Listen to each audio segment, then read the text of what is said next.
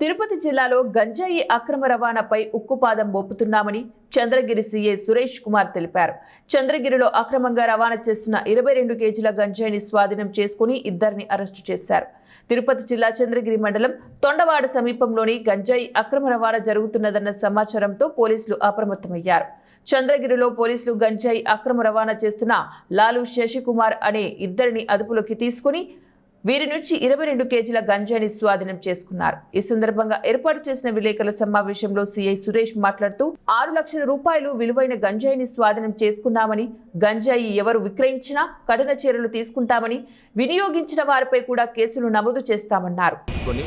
మా చంద్రగిరి సబ్ డివిజన్లో ఉన్నటువంటి అధికారులకు ఇచ్చిన సూచన మేరకు ప్రత్యేక కార్యాచరణ రూపొందించి అందులో భాగంగా తిరుపతి అడిషనల్ ఎస్పీ ఎల్ఎండ్ఓ శ్రీ రవి మనోహరాచారి వారి పర్యవేక్షణలో తిరుపతి చంద్రగిరి డిఎస్పీ వారి ఆధ్వర్యంలో ప్రత్యేక బృందాలు ఏర్పాటు చేయడం జరిగింది.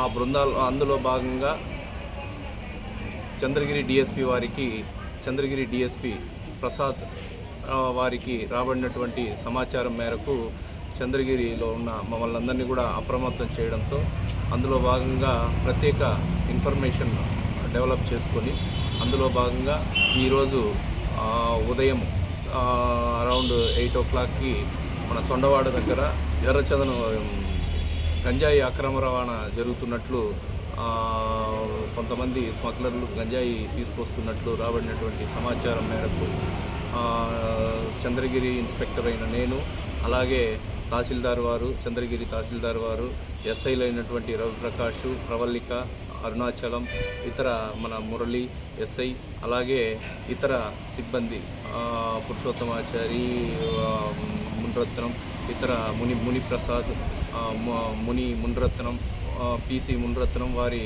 అందరూ కూడా ఆడికి వెళ్ళడం జరిగింది.